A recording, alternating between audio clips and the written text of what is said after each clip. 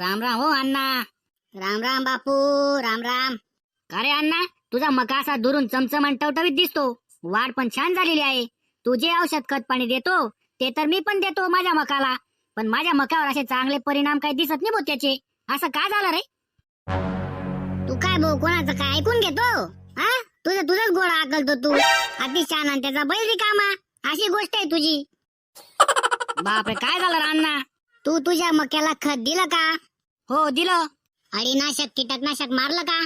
हो. अळीनाशक कीटकनाशक सोबत अजून काय मारलं? काहीच नाही. अरे इथंच तर चूक केली नवरदेव तू.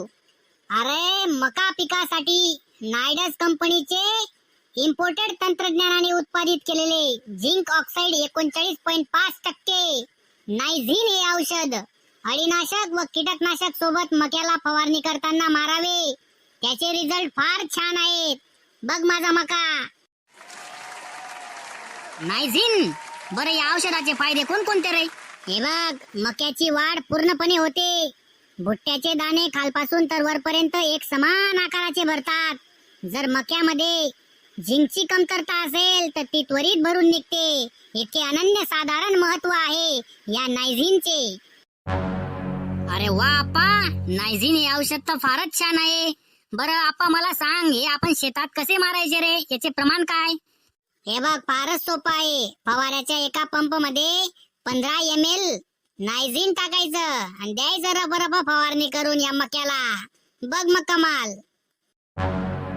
बरं, हे नायझिन औषध जर मला ड्रीपच्या साह्याने द्यायचं असेल तर कसं प्रमाण असेल बरं याचं?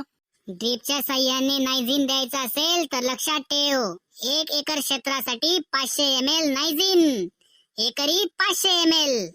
तर शेतकरी बंधू, मक्याचं भरघोस उत्पन्न घ्यायचं असेल तर लक्षात ठेवा, अळीनाशक व कीटकनाशक सोबत नायझिन. अधिक माहितीसाठी संपर्क करा खालील क्रमांकावर.